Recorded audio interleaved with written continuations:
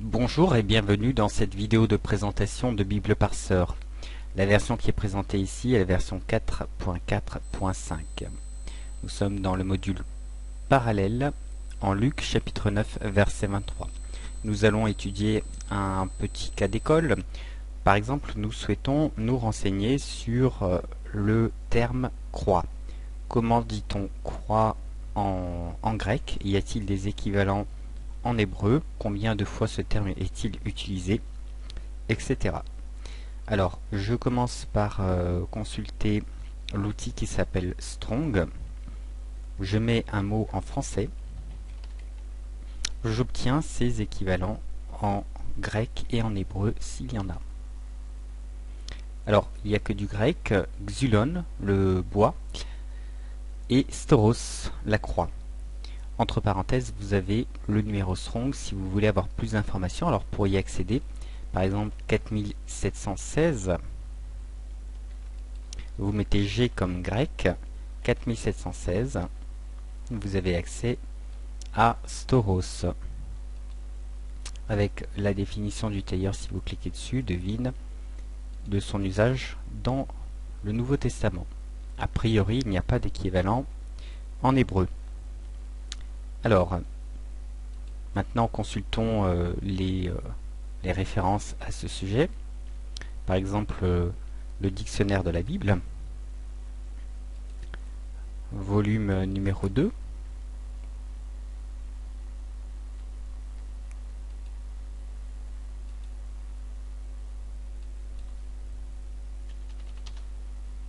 Je suis sur l'article croix. Donc l'origine de la croix, ses représentations, etc.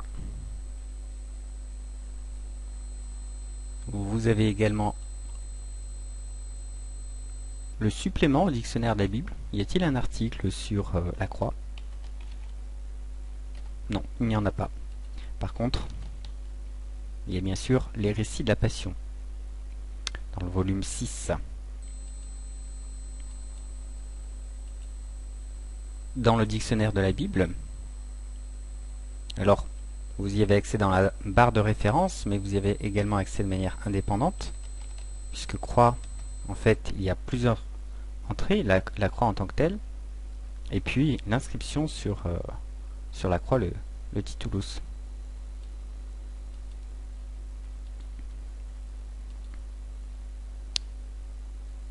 Le dictionnaire biblique populaire.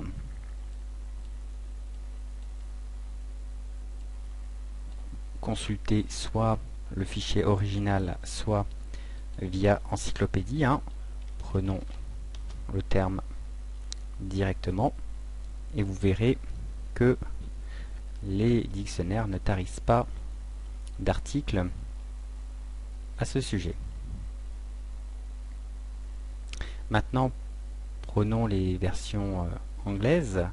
Fawcett. Le problème, c'est que c'est en anglais. Comment faites-vous si vous ne connaissez pas l'anglais? Comment dit-on croix en anglais? Alors c'est facile, vous allez dans la barre de lancement rapide, vous mettez FREN, français, anglais, avec un tiret, le tiret du 6, ou bien du pavé numérique à droite, et vous mettez croix. Et là, vous voyez que ça se dit cross. Donc cross, dans Fawcett Bible Dictionary, vous avez accès à cet article. Ensuite, l'International Standard Bible Encyclopedia.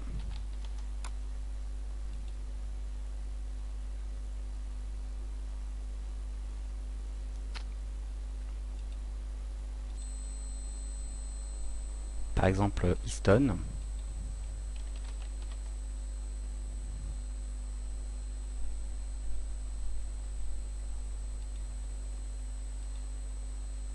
Smith.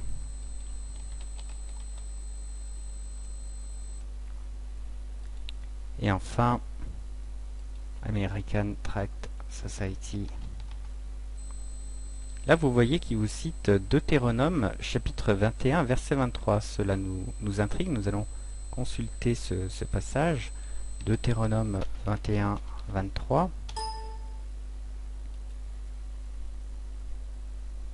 Son cadavre ne passera pas la nuit sur le bois. Et si on consulte le contexte, si tu exécutes un homme qui a commis un crime digne de mort et que tu le pendes à une potence, Batalita Oto al-Etz. Nous avons trouvé une expression hébraïque qui est proche de la crucifixion, c'est pendre quelqu'un sur un bois. Alors, il suffit de cliquer sur Analyse et double-cliquer sur un des termes, Talita Oto al-Etz, par exemple Etz. Alors, al-Etz, Etz, ça veut dire l'arbre, le bois, et c'est l'équivalent de Xulon que nous avions rencontré tout à l'heure pour le terme croix. Et nous avons également le terme talita qui veut dire pendre, suspendre.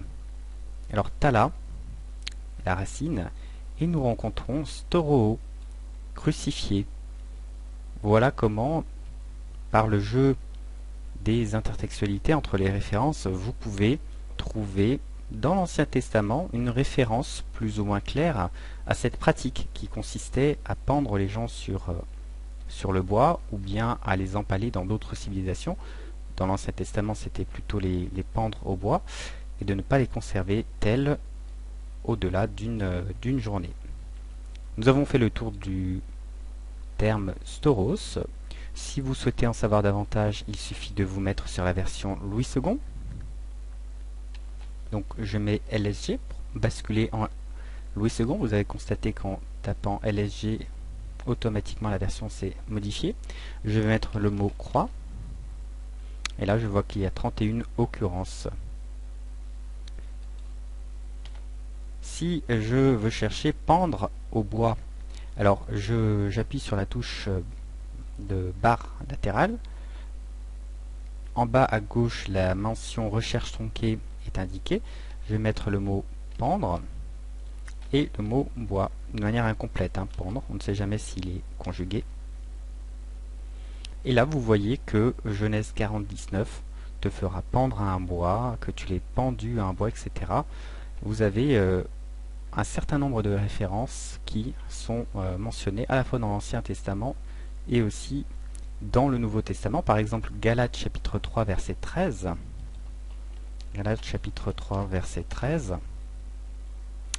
eh bien, est une citation de Deutéronome chapitre 21 verset 23. Voilà pour quelques considérations pratiques. Nous avons fait cette recherche très rapidement et nous avons pleinement profité des références en français.